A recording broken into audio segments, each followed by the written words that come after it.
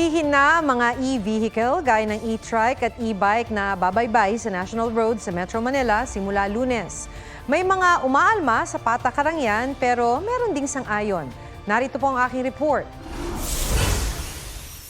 Hila-hila ng e-bike na yan ng isang toy car habang nasa kalsada.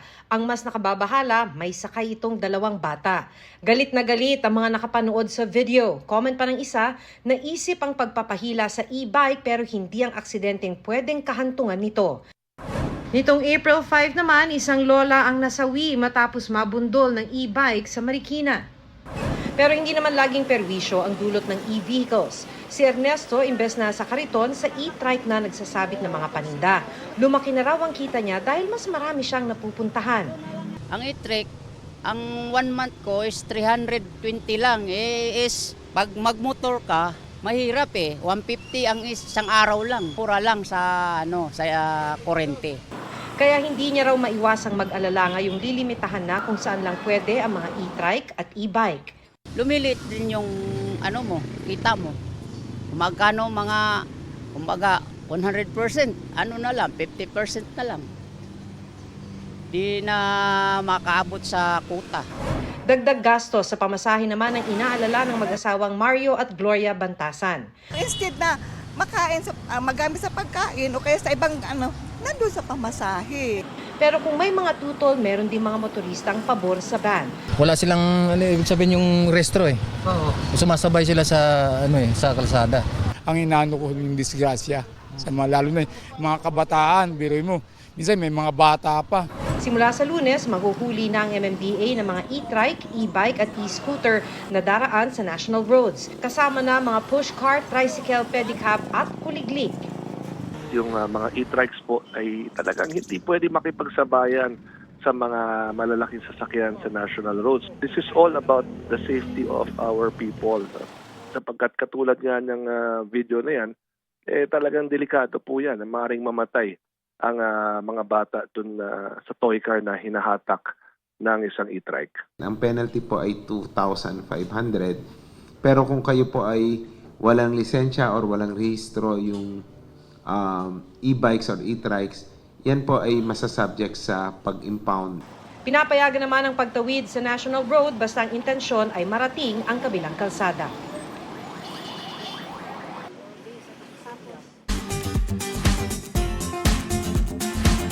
Hindi man written in the stars ang pangarap na maging astronaut, tila natupad pa rin ang galactic dream ng isang lalaki. Yan ay matapos niyang makuhanan ng napakagandang time-lapse video ang Milky Way Galaxy.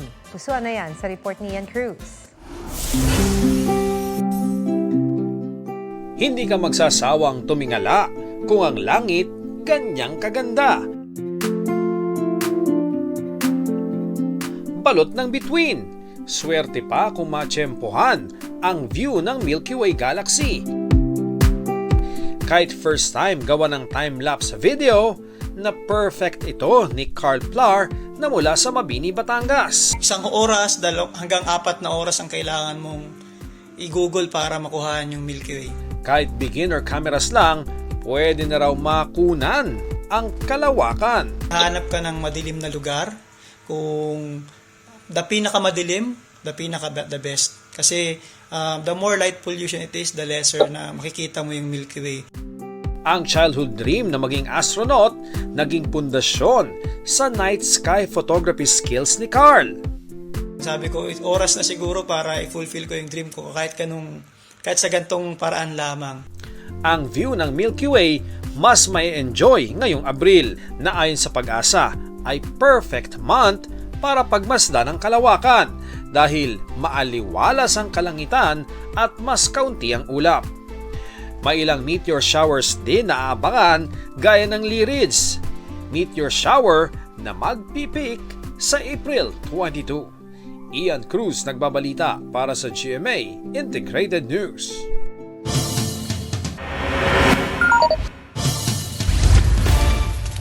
Sumiklab ang isang sunog sa Sitio Asinan, Barangay Sabang, Lapu-Lapu City, Cebu. Nangyari yan sa bakanting lote. Wala namang istruktura na nadamay sa sunog na napula matapos ang isang oras. Inaalam pa ang pinagmulan ng apoy. Ayon sa Bureau of Fire Protection, kalimitang nagsisimula ang grass fires sa pagsusunog ng basura at mga tuyong dahon. Nagsorry si Senator Cheese Escudero matapos amining sa kanya ang naka-issue na protocol plate na 7 ng sasakyang dumaan sa EDSA busway. Pinahaharap na raw niya sa MMDA ang driver ng kanyang kaanak na nagmamaneho ng sasakyan. May report si Oscar Oida. Sinita kahapon ng isang SUV na may plate number 7 o protocol license plate na para sa mga senador na dumaan sa busway. Titikitan pa lang ng MMDA ang driver pero nagmaneho na ito palayo. Inamin ni Senator Cheese Escudero na sa kanya naka-issue ang naturang license plate. Driver daw ng kanyang kaanak ang nagmamaneho ng sasakyan. Pinahaharap na raw siya ni Escudero sa MMDA. Anya, hindi niya personal na ginagamit ang mga protocol plates na inisyu sa kanya. Pinasusurrender na niya sa LTO ang protocol plate na nasitang SUV. Humingi siya ng paumanhin sa publiko at sa mga kasamahan sa Senado. The situation will be processed fairly and kung ano po yung dapat na proseso gagawin ng LTO and possible sanction, gagawin naman po natin yon. Isa pang sasakyang dumaan kahapon sa busway ang tinakbuhan ng mga enforcer. Number 8 ang protocol plate number nito na para sa mga congressman. At the moment, chine-check nila through the conduction sticker kung sino talaga ang magmamayari nung sasakyan na yon. Hinahanap din ng DOTR ang babaeng driver na sinita rin dahil sa pagdaan sa EDSA bus carousel sa bahagi ng Makati City. Yung driver's license niyo po, ma'am. Pamangkin ako ni Major General. So, wag mo akong aanihin. I'm military. I'm Filipino-American. I'm taking care of balikatan natin. Yes po. Tama na yan. Pero ma'am, bawal po tayo sa busway, ma'am. Yes, ma'am. Nang kumpiskahin ang kanyang driver's license, tumanggi siyang iabot ito sa enforcer. Pwede po bang makita po? Yes po. Pero hindi mo pwede kukunin ang driver's license ko. Pero napicturean daw ng enforcer ang lisensya, kaya natikitan pa rin ang babae. Salamat. Oscar Oida, nagbabalita para sa GMA Integrated News.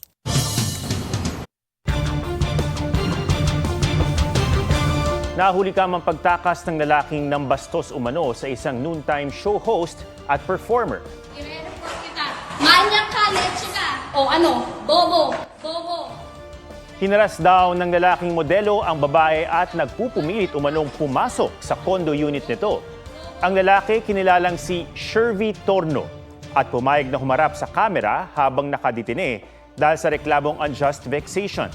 Inamin niyang nagandahan siya sa babae pero itinanggi niyang hinipuan niya ito. Humihingi ng dispensa ang suspect sa biktima at sa pamilya nito. Sinundan ko siya. Hiningi ko yung pangalan. Sinabi ko na pakis ako. Tapos, banda ulit sinabi niya dito sa polis. Makakuha daw yung balakad niya. Hindi naman totoo. Tsaka pinasok ko daw sa unit niya sa kondo. Hindi naman totoo yun. Kaya ko tinulak konti yung pinto kasi inipit niya pa ako. Pinututulan at nababahala ang Pilipinas, Amerika at Japan sa anila'y mapangahas na kilos ng China sa South China Sea. Matapos ang trilateral meeting, dinalo naman ni Pangulong Marcos ang Defense Secretary ng Amerika sa Pentagon. May report si Mariz Umali. Sa Trilateral Leaders Summit ni President Bongbong Marcos, US President Joe Biden at Japanese Prime Minister Kishida Fumio, inihayag ng tatlong lider ang pagtutol sa mapanganib at puwersahang paggamit ng Coast Guard at mga militia vessels sa South China Sea. Labis din daw na nakakabahala ang paulit-ulit na pagharang ng China sa mga sasakyang pandagat ng Pilipinas, gayon din sa pagsuplay nito sa Ayungin Shoal. Nanawagan sila sa China na sumunod sa ruling ng Arbitral Tribunal na nasa exclusive economic zone ng Pilipinas ang Ayungin.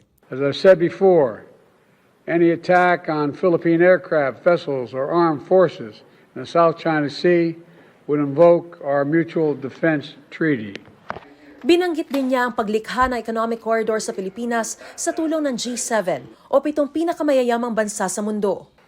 It means more jobs for people across the entire region. It means more investment in sectors critical to our future: clean energy, ports, railroads, agriculture, and much more.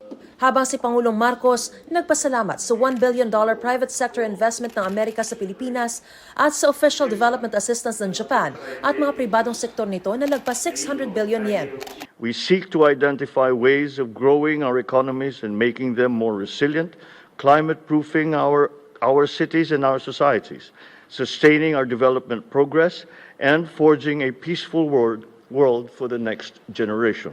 Pagsasama-sama ng mga bansang pareho ang layo naman ang idiniin ng Japanese leader. To secure peace and prosperity in the Indo-Pacific, I hope to reaffirm our intention to further strengthen trilateral cooperation and to present the specific way forward through today's meeting.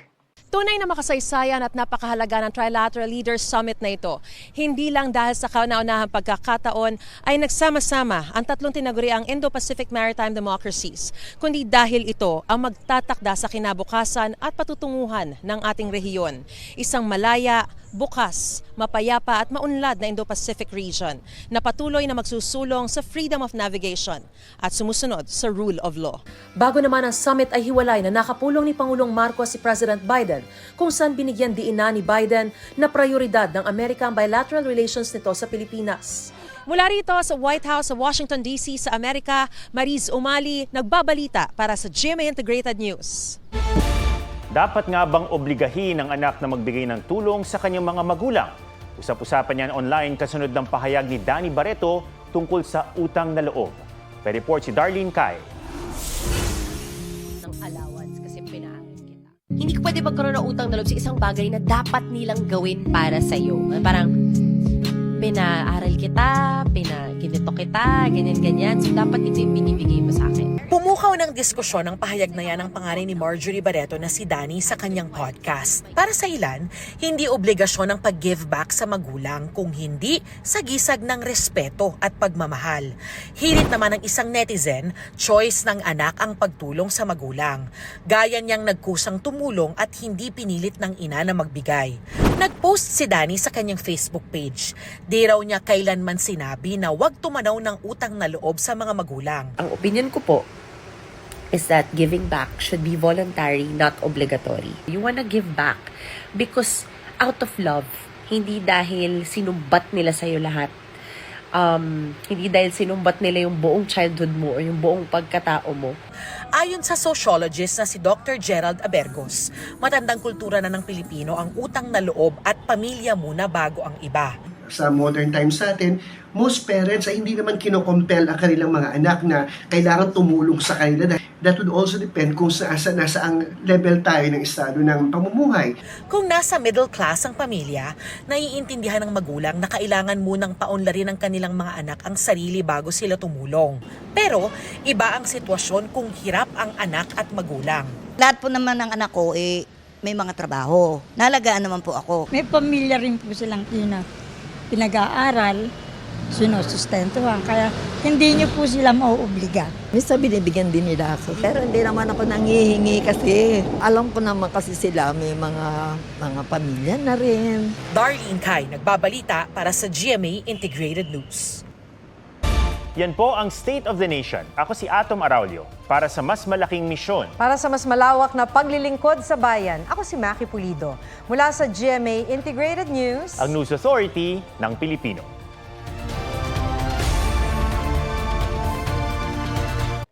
Mga kapuso, alamin ang State of the Nation. Mag-subscribe sa GMA Integrated News sa YouTube. Sa ating mga kapuso abroad, samahan nyo kami sa GMA Pinoy TV at sa www.gmanews.tv.